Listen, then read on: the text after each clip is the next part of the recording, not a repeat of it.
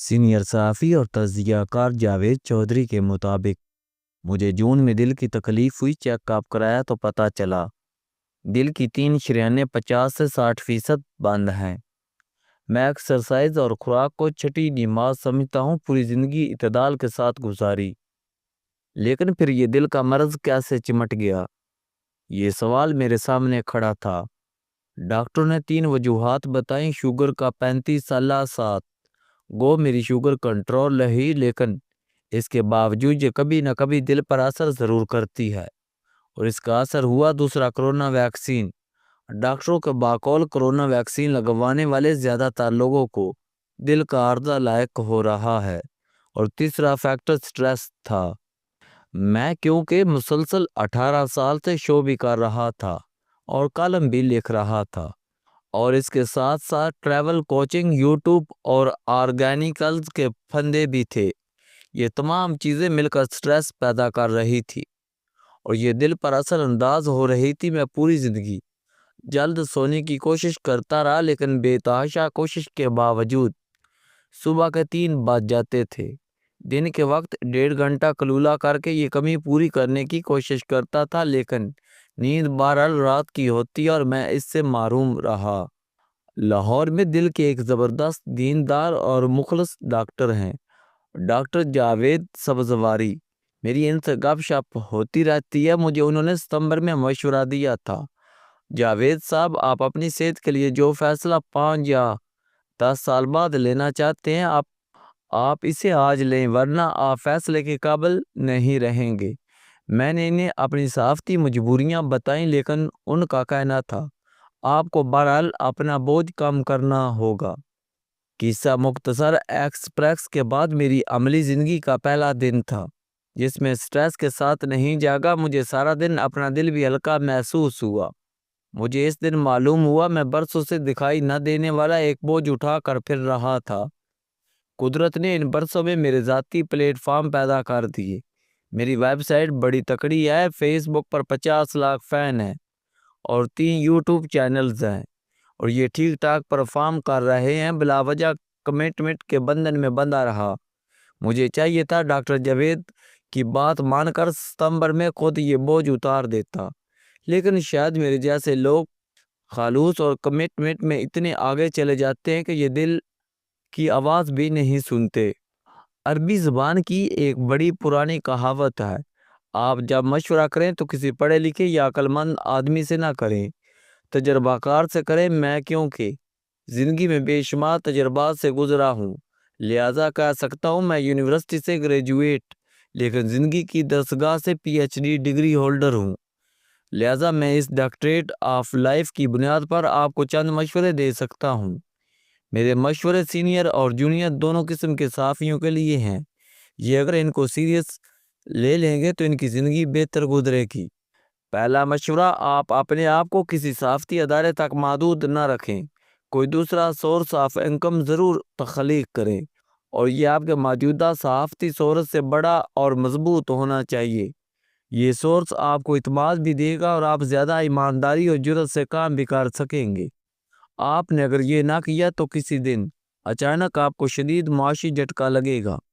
لہذا سب سے پہلے اپنی معاشی بیلٹ باندھیے، اپنے آپ کو آزاد اور مضبوط بنائیں، اس میں کوئی کوتاہی اور غفلت نہ برتیں۔ آپ یقین کریں، میں نے اگر یہ سستی کی ہوتی تو آج میں مسائل کے صحرا میں اکیلا کھڑا ہوتا اور تا حد نظر بندہ ہوتا، نہ بندے کی ذات۔ دوسرا مشورہ: دنیا میں صحافت بدل چکی ہے۔ میری اپنی زندگی میں اخبار بہت تکڑا ہوتا تھا، یہ میرے دیکھتے دیکھتے ختم ہو رہا ہے۔ یہ اب بہت مشکل 2 سال نکال پائے گا۔ لہٰذا یہ وہ لوگ بے وقوف ثابت ہوئے جنہوں نے اپنی صحافت کو اخبار سے ٹیلی ویژن پر شفٹ نہیں کیا۔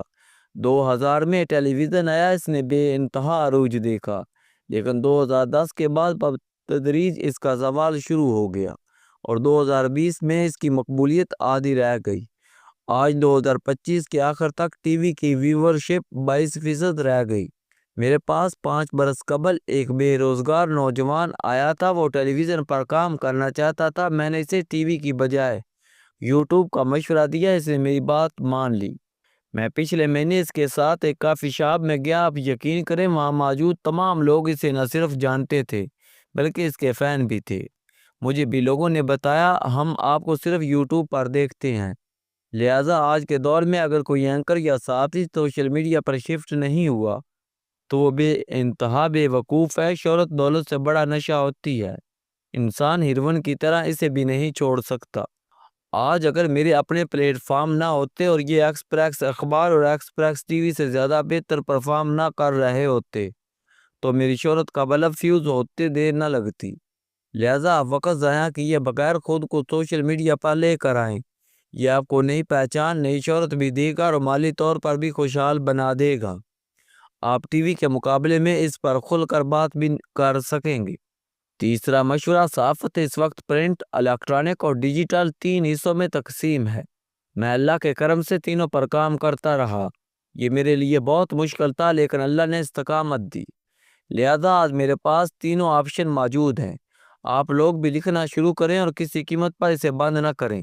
ویب سائٹ پر لکھیں، بلاگز لکھیں اور ایکس اور فیس بک پر اپنے نام اور تصویر کے ساتھ لکھیں تاکہ آپ کا نام اسٹیبلش ہو جائے۔ ٹی وی پر بھی کام کریں، تبصروں اور تجزیوں میں آتے رہیں، اور سوشل میڈیا پر بھی چھوٹا ہو یا بڑا لیکن اپنا اکاؤنٹ بنائیں اور دل و جان سے اس پر کام کریں۔ آپ کو اس کی رینج حیران کر دے گی۔ تیسرا مشورہ، اپنے بچوں کو اپنی زندگی میں معاشی طور پر مضبوط اور خود مختار بنائیں۔ میں نے اپنے دونوں بیٹوں کو 13 سال کی عمر میں کام پر لگا دیا تھا اور یہ تعلیم کے ساتھ ساتھ اپنا کام کرتے رہے۔ آپ یہ جان کر حیران ہوں گے یہ شناختی کارڈ بنوانے سے پہلے اپنی کمپنیاں بنا چکے تھے اور ان کے پاس ملازم بھی تھے اور یہ باقاعدہ ٹیکس پیئر بھی تھے۔ میں نے بے شمار صحافی اور اداکاروں کے بچوں کو ان کے بعد گلیوں میں رلتے اور باپ کے نام پر بھیک مانگتے دیکھا ہے۔ ان میں حبیب جالب اور مہندی حسن جیسے لیجنڈ بھی شامل ہیں۔ میں اپنی اولاد کو اس سے بچانا چاہتا تھا، لہٰذا میں نے لائم ٹائم کے زمانے میں انہیں ٹف ٹائم زندگی دی۔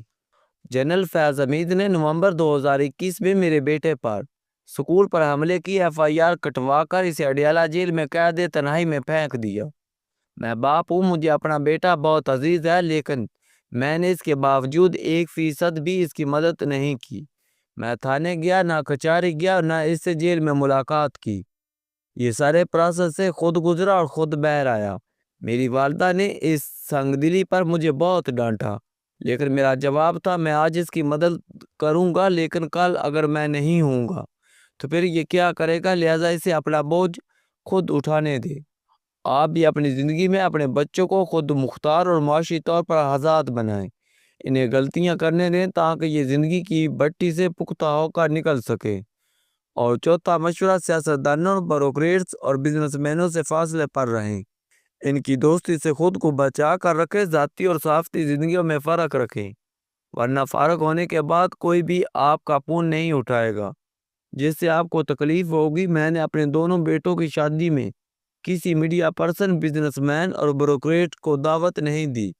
میں نے صرف 6 ذاتی دوستوں کو بلایا، باقی صرف فیملی اور بیٹوں کے دوست تھے۔ اس کا یہ فائدہ ہوا ہم نے شادی کو جی جان سے انجوائے کیا، مہمانوں کے ساتھ خود بھی کھانا کھایا اور کھل کر گپ لگائی۔ میرا مشورہ ہے آپ بھی فیملی فنکشن کو سادہ رکھنا شروع کریں، اس سے آپ کو کل کلاں تکلیف نہیں ہوگی۔ اور پانچواں مشورہ، زندگی کا اصل ذائقہ اور مزہ سرپرائز میں ہے۔ قدرت روز آپ کو نیا رنگ دکھاتی ہے، اگر اس میں اچانک نہ ہو تو یہ پھیکی ہو جائے، لہٰذا اپنی زندگی میں آنے والے اچانک کو انجوائے کرنا سیکھیں۔ اسے سٹریس یا ڈپریشن نہ سمجھے، کل کا دن آپ کے لیے کیسا ہوگا اللہ تعالیٰ کے اس سرپرائز کا انتظار بھی کریں اور اسے انجوائے کریں، اور یہ یاد رکھیں اللہ تعالیٰ کے ہر کام میں صرف اور صرف خیر ہوتی ہے۔ اللہ کی ذات سے برائی کا تصور تک ممکن نہیں۔ میری زندگی سینکڑوں اچانک سے بھری پڑی ہے اور ہر بار اللہ تعالیٰ نے پہلے سے زیادہ نوازا۔ اس نے واقعی نئے 102 دروازے کھولے اور میں اس وقت بھی 100 نئے دروازوں کے سامنے کھڑا ہوں۔ ایکسپریس کے بعد میری زندگی میں 3 تبدیلیاں آئیں۔ میں اب سٹریس فری ہوں، میرے سر سے پروگرام کا بوجھ اتر چکا ہے۔ پروگرام کا بہت سٹریس تھا، کیمرے کے سامنے بولتے وقت 10 مرتبہ سوچنا پڑتا تھا۔ میں کالم بھی سٹریس میں لکھتا تھا، لکھنے سے پہلے 100 مرتبہ سوچتا تھا، لیکن اس کے باوجود کالم ایڈیٹنگ کا نشانہ بنتے تھے۔ مجھے اس پر کوئی اعتراض نہیں تھا، اداروں کی اپنی مجبوریاں ہوتی ہیں۔ صحافت ظاہر ہے ان کا پروفیشن اور پیشن نہیں ہے، یہ ان کا کاروبار ہے، اور یہ لوگ کاروبار میں اپنے نفع اور نقصان کو اولویت دیتے ہیں۔ ایکسپریس کے بعد میں خود کو زیادہ آزاد محسوس کر رہا ہوں، میں اب اپنی مرضی سے لکھ اور بول سکتا ہوں۔ آپ نے اگر 3 ایڈیٹس فلم دیکھی ہو تو اس میں اصلی نچوڑ کہتا ہے، مجھے اس نے بتایا تھا 2 ایڈیٹس مجھے تلاش کرتے ہوئے یہاں آئیں گے۔ میں 35 سال سے لکھ رہا ہوں، ان 35 برسوں میں 200-400 ایسے ایڈیٹس ضرور پیدا ہو چکے ہوں گے جو مجھے تلاش کرتے ہوئے اس ویب سائٹ تک پہنچ جائیں گے۔ میں انشاءاللہ باقی زندگی ان ایڈیٹس کے لیے لکھوں گا، اور مجھے یقین ہے یہ 0 پوائنٹ کو ایکسپریس سے زیادہ یہاں انجوائے کریں گے۔